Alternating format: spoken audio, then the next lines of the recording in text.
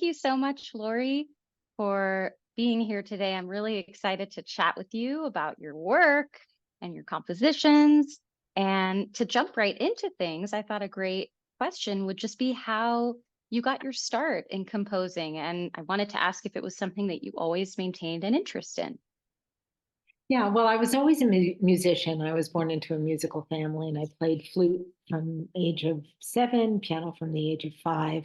And my mom actually said that I always made up songs when I was little, but I had actually no, um, idea that I could compose. It just seemed very magical to me. And even though I met some composers at music camps while I went to music camp during the summers, it just never occurred to me that I could be a composer ever. It just was off the charts until I got to Yale. And all my friends were composers, so I felt extremely left out. And I figured if they could compose, I could compose too. So I started taking composition lessons my sophomore year at Yale. And um, I had an early interest in writing music for film and theater. And I thought that would be an easy way to make a living as a composer. But that's stupid because there is no easy way to make a living as a composer. But it was in Frank Lewin's class that I learned. How to respond to images, how other composers responded to images or words in order to create dramatic music to illustrate and emphasize the importance of the words. And then I still didn't write for voice or anything like that until I wrote one song in my undergraduate years, a setting of Christina Rossetti's Remember Me. But I didn't. Uh, I didn't have this burning desire to be with singers, to work with singers, to write for singers, to read poetry, nothing until 1991. And my friend from Interlochen, she was my roommate in Interlochen, was soprano Lauren Wagner, and she was winning all of these competitions. And she asked me to write songs for her debut CD. And of course, I said no. I didn't know how to write a song, and she insisted. And so then I just started listening to all the songs that she sang. And in particular, I really like the songs of Paul Bowles. And so my first song, The Metropolitan Tower, which was extremely easy for me to write, was patterned after Paul Bowles' Secret Words. And then I wrote that song and I thought it was really beautiful, but I wasn't sure. I didn't have a degree in composition, and writing something with a melody was really looked down upon in the days that I went to school. So I had this, I guess, complex about it. Was it any good? Should I throw it out? Couldn't possibly be good because it was just so easy for me to write. But then Lauren and Frank Lewin and my husband all reassured me that it was good. And then I just never stopped writing songs from there. So, Which is amazing and kind of leads beautifully into the next question that I had planned to ask you, which is if you could speak to the different genres that you compose in. So you've written so many wonderful art songs, you've written operas, you've written choral works, and I wanted to address whether you've always maintained a wide interest in composing across genres, or if that happens serendipitously. I think that's would be every really interesting to know. everything has been accidental, and I have resisted every step of the way, pretty much. I mean, I didn't want to write the first song, but then I didn't want to stop writing songs once I wrote the first song. The first opera came about because I was representing the United States with Richard Hundley in 2006 at a Songs Across the Americas festival that Kate Kraft started at University of Central Arkansas. And they were doing lots of concerts of my music and of Richard Hundley's music. And Robert Holden was on faculty there, a wonderful, wonderful baritone, and he was very drawn to my works. He was singing one of my settings of David Mason, Swimmers on the Shore, which is about David Mason's father's descent into Alzheimer's. And Rob's father had also had Alzheimer's, so he was felt very close to the song. Anyway, they had a new dean there, Jeffrey Jarvis. He said, and Rob said to me, "Would you write an opera for our school? The dean would be behind it." And I said, "Okay." And that's how the Scarlet Letter came about. I did say I couldn't do it until 2009 because of prior commitments, but then a few months later, Rob called me and said we needed in 2008, and I need your topic in the next 10 days. So I literally like got in the car and drove to Barnes and Noble, and I started to pick out all these classics that I remembered from, my youth, and read through them. And then I asked Dana Joya, who was my dear friend and sort of is my poetry guru, if he would write the libretto for me. And he said he'd love to, but he couldn't because he was chairman of National Endowment for the Arts. And he sort of, I remember this very vividly. I was out to dinner with Dana and with David Mason. We were at the Westchester Poetry Conference.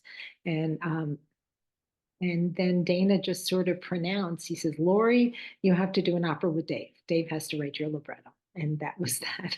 And then, I mean, it was a great, great marriage between me and Dave because he's so brilliant. Dana's so brilliant. I'm just so lucky.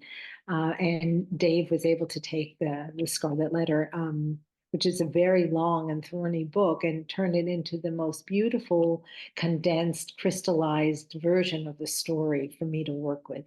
So that's how I got into operas. Although there was one prior incident in 2004 where David Bamberger from Cleveland Opera had asked if I would mind if he created a story by stringing together 15 of my songs. And he did that. I didn't mind at all. I love the idea. And he created this opera from two of my Holocaust song cycles and then some settings of Christina Rossetti and Emily Dickinson to create a story of a Holocaust survivor. And Sandy Sylvan was the lead in that, and that was in 2004. And it was then when I saw Sandy and the other wonderful singers up on stage that I knew that I always felt like my songs were very dramatic, but as they lived on the stage, that was eye-opening for me to actually see them up there. And that's maybe where I got a little bit of an opera bug, but still I didn't do anything about it. Oh, So yeah, no, and and that's kind of again dovetails with me asking you about writing for the voice, because so much of my association with your work, having looked at your songs and of course the opera Uncovered, where we met in New York City in 2022, is that there's an intuitive nature, especially as a soprano. I can't speak as much to the other voices, but although it seems just as intuitive for everybody else, but if you could speak to your approach and yeah. yeah, that empathy that you have for the voice. Yeah, I don't know why I have this. I mean, I was a flutist. My mother was a singer, and I grew up listening to her sing. And she sang opera arias, and she sang, popular songs from the 1920s, 1930s. I mean, I still have, after she died, took a whole stack of her music. But she had a really good memory. She had a good voice. I didn't happen to care for it, and I told her that. I just felt like her vibrato was very thick and I didn't like it at all. But she was also a violinist and a pianist, and she was a good musician. And I think probably because I grew up surrounded by singing, that I just had this intuitive sense of what works with the voice. Honestly, I don't know why, because I'm not a singer. Although I can sing everything I write, it doesn't sound very good, but I just know what works for the voice. Lauren also was very helpful. Lauren Wagner in the beginning, when I was just starting out, she would just say, "Oh, that's a good instrumental line, but that's not a good vocal line." And she sort of was my teacher. And she also guided me like on proper approaches, like to approach a high note, and I always remember two things she said. One is that a happy singer is a good singer. And so I always try to make my singers happy. And I'm always, always, always willing to write alternate notes if somebody is having a problem with a note, because the way my music is constructed is for drama and to make sure that the words come across. So there are many, many different ways you can accomplish that. And so Lauren in particular didn't like to sing E naturals. So there are very, very few E naturals in the songs that I wrote for her. And all my early songs were for her. But anyway, it is completely intuitive. I just know And it's not like, it doesn't compute for me when like some composers say, oh, I know how to write well for soprano, but I don't know how to write well for tenor or for baritone or bass or whatever. I mean, it's the same thing. You just have to be aware of what works, for that particular singer or what the range is generally. I mean, one thing I did learn as I wrote more opera was that you have to be very careful with, that you don't tire out the singer with too many, high notes in one range. You have to give the voice time to rest. So aside from a happy singer is a good singer, she would always say, "What goes up must come down." And Hmm. um, but I feel like every poem is like a baby film. I feel like I'm still writing film music, and the words guide me. I don't get inspiration from going to a different country, or I mean, I go to plenty of countries, and everything is interesting. But for me, it's always just the words. What are the words saying? How can I set the words so it's good for the singer? So that the singer can then best communicate the words. And what can I do with the structure of the melody, with the harmony, with the timbre, with the rhythms? Everything is sort of like different layers. It's like commentary on the text to create this giant sort of or miniature web of my layered understanding of the text. That reminds me of like, which maybe leads into the next question regarding Jewish or Holocaust related texts, but that it reminds me of in Judaism, there's Yeah. commentary. So, I mean, in every religion, I'm sure I can't speak to other religions, but there's Mishnah commentary on the Torah, and then that's a part of the Torah. Yeah, Yeah, it interesting. reminds me of that too. It's like a very Jewish layer upon layer upon layer, and whenever I get stuck, I mean, sometimes things just flow out of me, like that first song, and some other songs. And I always think, oh, can this possibly be any good? But they're usually good. But sometimes you have songs that just are like you hit a brick wall and you just can't sleep, like this cat aria I'm writing for Kansas City for Maya and the Magic Ring. I mean, I've tried so many different things. And then the other night, a new direction came to me for it. And because of the broken wrist that I have, here it is in focus. Um, I can't really write things down as easily as I did before the broken wrist. And so I just sing it into my phone. And and then I sang it into my phone a couple of days ago, and then I forgot what I sang. And then I looked at it and it was like pretty good. It was just like turning everything on its head. And sometimes it just takes days, sometimes it takes weeks. You know, once with one of the early settings of Dickinson that I did, I think it was They Might Not Need Me, which was probably my fourth or fifth song ever. I had the idea for the opening maybe for 4, 5, 6 months. I don't know, before I could proceed. I just couldn't pass that, and then the floodgates open and then everything happens, and I just keep pounding my head against the wall until it's done. Which I love that song, by the way. And when I performed it in the concert in October, everybody just loved it. So it's so cool to hear the backstory. I mean, you would never know, right? That Yeah, it something took really more was. or less time. It was a hard song to write. So anyway, yes. This, So the oh yeah. Holocaust music. Yeah, the first one again was my cycle. The first Holocaust theme song cycle was I Never Saw Another Butterfly.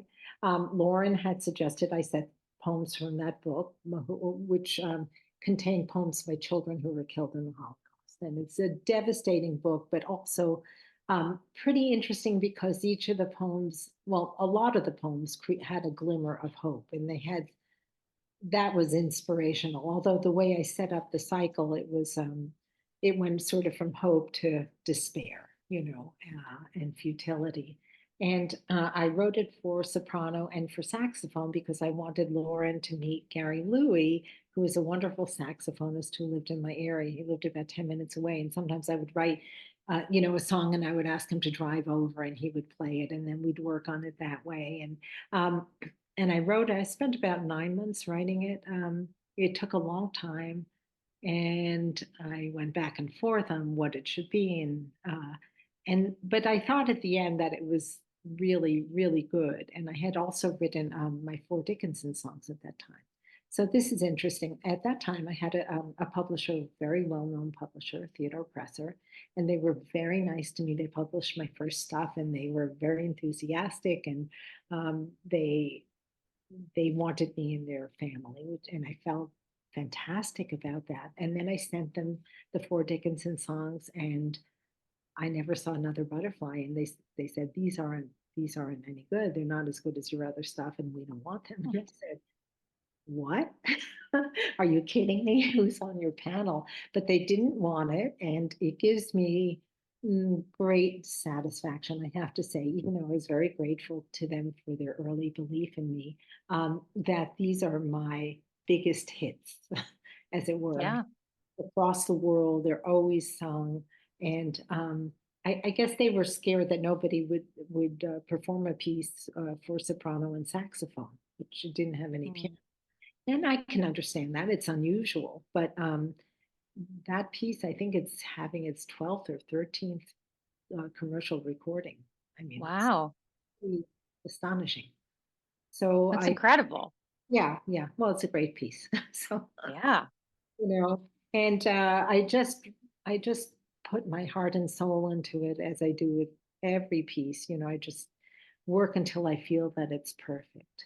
Anyway, so that was the first of my Holocaust theme cycles. The great Sandy Sylvan, who's died a couple of years ago, unfortunately, heard it. He was very taken with it, and he called me, and he said not that many composers were writing for voice and a single instrument, and he encouraged me to write more. So my next Holocaust piece was setting adult poems by adults about the Holocaust. And I scored it for Sandy and for Gary Carr, who had been my husband's double bass teacher. And I felt like the darker tone and nature of those poems was really well suited to the darker colors of baritone and double bass. Usually in my art songs, timbre is one of the least important aspects. It's interesting. And I have um, really made a lot of additions or arrangements of the song so that different voice types can sing it. Because the whole DNA of my music is in the melody and the harmony. And so the melody and the harmony, as long as it fits the voice, can be sung by anybody. Of course, the big difference with writing operas, you have characters, and timbre is a huge part of the character. So that's a huge difference between art song and opera.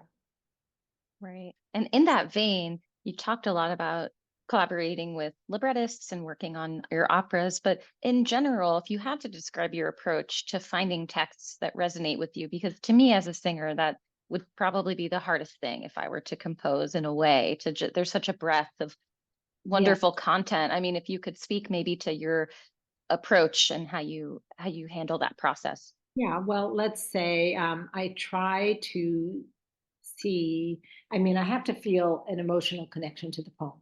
And I have to also consider whether the poem can be easily understood orally, because you can have a really great poem, but if it's too complex and you have to really think about what does this mean, that's really not going to translate into an accessible song that can be sold by a singer.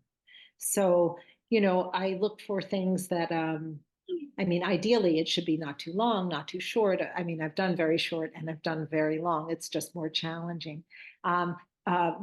Beautiful. I look for good poetry, that's concise, that has a point. A story is always good. For my operas, I try to work with genius librettists who can create a libretto for me, and then I don't have to worry about what to do because they've done all the work already, if they've structured it. So, you know, um, I've just been so lucky with my living poets, who have been extraordinary in sharing their gifts with me, and with my librettists, and with the dead poets. I'm very grateful that they exist, especially Emily Dickinson. What a Right. treasure trove of um, work she's left us, and such a unique voice. I mean, the thing about delving into poetry it's almost like, when you become a mother, you become a grandmother, you see the world again anew through your children or your grandchildren's eyes. And when you're looking at the world through a certain poet's eyes, you also see the world anew. And um, that's really wonderful. And the way I respond to different poets, I feel like my Dickinson songs have a certain sound, and my Dana Gioia songs have a certain sound, and my Mary Oliver songs have a different sound. It's just the way I respond to their own voice. So that being said, I think that my music is pretty identifiable, by its the lyricism and its beautiful melody. Yes, I can attest to that. And if there were, because there may be young composers watching this, so I want to ask, it just came to me, what advice would you give to somebody who's newer to composing or who is studying it or coming to it at any point in life and they're trying to find a collaborator, especially it probably particularly pertains to opera works, but it could pertain to anything. What advice would you give? What qualities should they look for in a healthy, good collaboration? Yeah, I mean, you work with somebody whose works you love, and somebody that understands that for an opera libretto, less is more. I think a lot of opera libretti suffer from too many words. Hmm. You have to have a very, very clear and concise um, libretto. And I think this goes for poetry too. You want to have poems that have enough space for the music to come in and take over and make that commentary. If you have too many, and this is why I do not like setting letters. I know a lot of composers set letters and they do it well. For me, it's just too many words to deal with. I don't need Hmm. those extra words. I don't like it. I've done it. I've done it again under duress when I got a commission to do it. Um, and by the way, I didn't touch upon my choral works. I don't write that many choral works. It's a challenge for me because I'm so wedded to the text. And using a chorus and figuring out how to make use of the dramatic possibilities of each of the vocal types, but you don't want everybody singing together. It was a real challenge for me. I didn't want to do it, but I had a commission. I had to do it, and I had to figure out a way to keep my own style and to have the text be the primary concern, but make it work for chorus. And I think I finally figured it out. It's gotten easier for me, but I don't enjoy writing for chorus as much as I enjoy art song or opera, or even chorus in an opera is totally different than chorus not in an opera because they're characters. And for some reason, that just makes things much easier for me to have a character.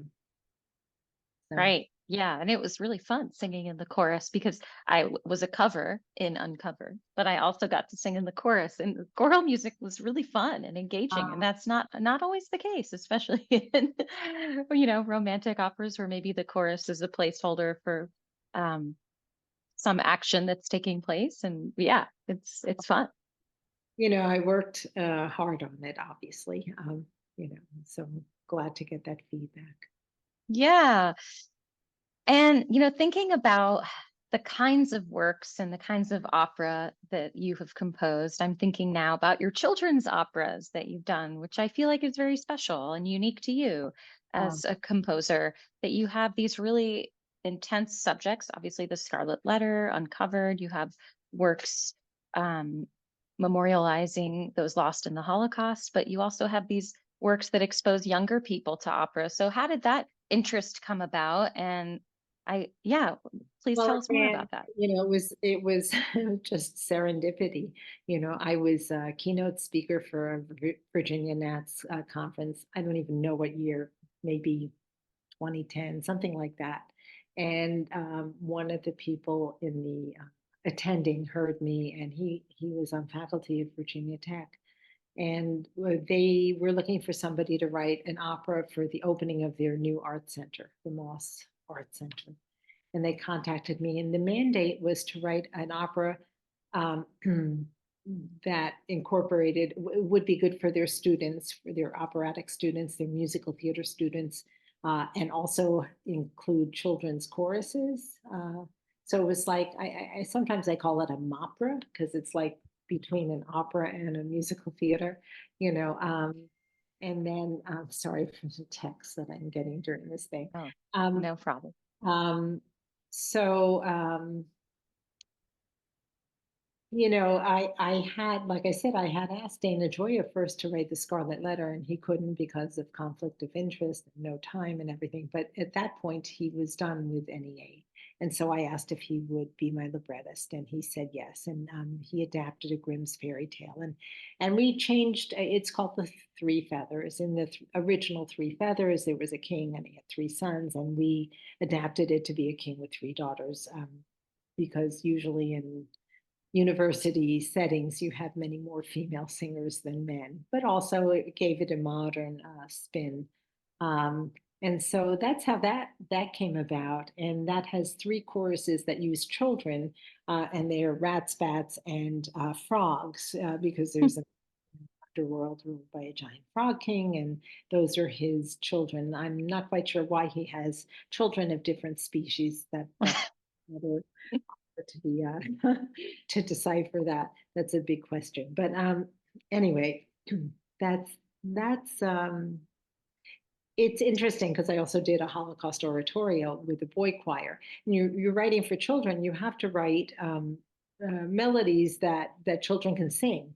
And there are some very complicated things in Three Feathers. There are three different parts going. I mean, the bats, the rats, and the frogs, they all have different personalities, and they have musical leaps and different characteristics to underscore their own characters. But it was wonderful. They did it, and it's been done since then many times, and it's amazing that it works. I when I hear it, I'm amazed I wrote it, so so you always have to keep that in mind. Now, this new commission is from Lyric Opera of Kansas City, and it's for a children's opera. The primary audience, as I understand it, is that it will be like for third, fourth, fifth graders, their parents, and their grandparents. And so Dana and I had always talked about doing another children's opera or any opera, and we like working together.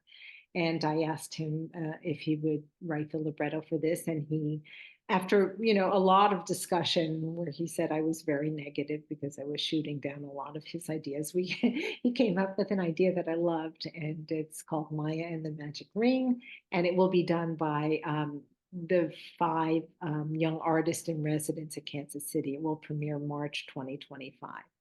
So I'm about halfway done with the piano vocal score.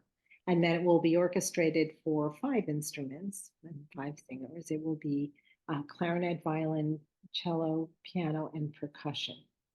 So piano, clarinet, violin, cello is a group I've used many times before. I feel very comfortable with it, and it gives me a large range of color with very few instruments.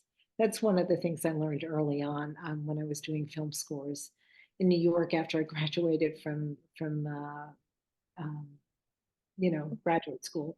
And I had a very small budget. I had 10 days to write a score, orchestrate it, find the musicians, hire them, get them in my New York City apartment to rehearse, and record them. And I had very little money. So the least amount of musicians uh, using the instruments to the fullest of their ranges gave me a little bit more money to come home with. So I learned to be an economical orchestrator, I guess, is what I'm trying to say. Yeah. And I know we've touched on a lot, but I Yeah. wanted to ask if there are any dreams for the future that you have or genres that you haven't explored that you feel comfortable sharing, or anything that you would love to do that you Yeah, and I'm want not even sure haven't yet. I answered the question. Let me just go back and say for any young composers, they should find everybody's so individual. Write the music you want to hear and do it well. Craft is important.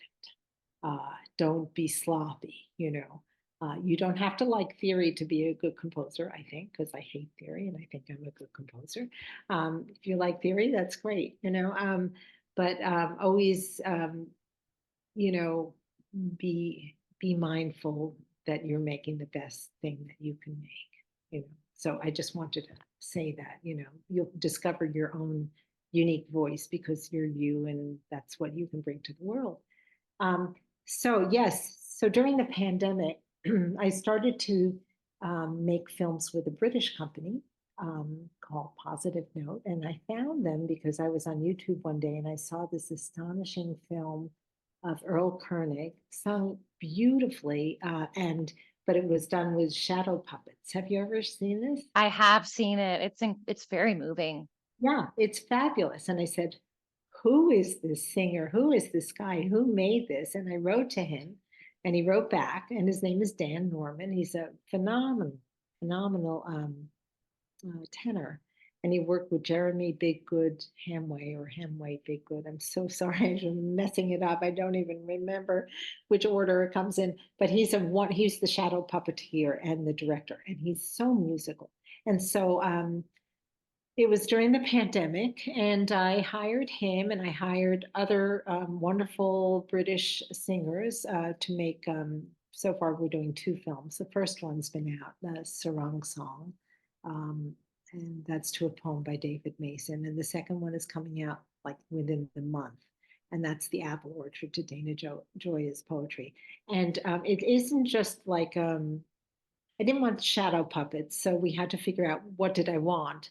And what I wanted was this wonderful illustrator, Ian Beck, who is most known for having done the cover for Elton John's Yellow Brick Road CD or Wow.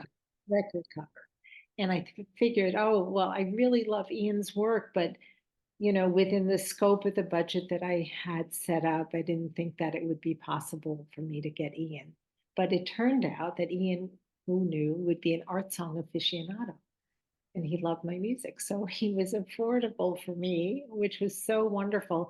And so this is like a hybrid presentation of art song. It's a little film, and it's not only a film of the singers performing the song, beautifully, but incorporating Ian's illustration to tell the story, to add another layer of telling the story.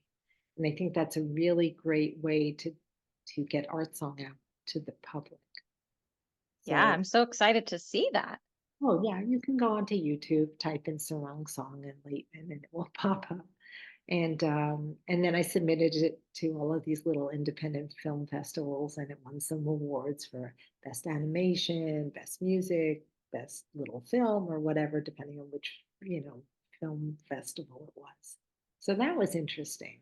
And what I'd like to do is make more films, or if I had the energy and the money, make a great film of three feathers. I mean, what I really want to do is, I think what would be great is if we had, I mean, cartoons used to have classical music, just make cartoons with classical music, make films about art song, and have a channel for kids. Yeah. Wow. That's a good dream. I feel like there's definitely an audience for that too. Kids would love it. Yeah, kids like things like that. Kids like Yeah. opera, you know? So, Yeah. And I guess, before we wrap up, and thank you again for your time, and this has been so fun, I wanted to get your advice on, the state of programming. I think it's fascinating to hear from composers themselves about what presenters, producers, opera companies, um, what you think they could be doing in terms of prioritizing new music from your perspective. What advice or feedback would you give if given the chance to impact maybe somebody's programming? yeah, okay. What I would say to any general directors who are listening or to anybody, I mean, I know that they have, the bottom line is selling tickets and they have to give their audiences what they want. So, of course, the standards are never going to go away, nor should they, because they're fabulous. But if you're looking for new works, I would strongly suggest that you look for works where the composer understands how to write for the voice beautifully and has a good sense of melody because people always like melody, and that you look for great libretti. Even if you have a composer who can write great music, it has to be a really good marriage. much. And I think that it is always up to the composer and the librettist to find each other. And I don't think they should be put together by opera companies necessarily. So that's Great. what I would say. No, that's really wonderful to hear. Well, thank you, Lori, for your time. This is really fun. I'm really excited to perform your work, not just for the Marshall Opera Oral History Project, but just in general, because that's my plan. I already have some of your songs on recitals coming up from Days and Nights, but that's just the beginning. So this was so fun. So thrilled that you're singing Beyond All Price, and I just can't wait to hear you as Hester. And I know you're going to be spectacular. I've never, ever heard a singer that pays so much attention not only to the sound, but to the words. Not only the beginning of the words, but what astonished me when I first heard you, Sarah, was your attention to the ends of words. Hmm. It's just something you do that is, I think, unique, and I love it. Oh, that means a lot, especially coming from you. So thank you so much, Lori. And yeah, we'll be meeting soon in Yeah, New York. New York in April. Thank you so much. Thank you for the interview.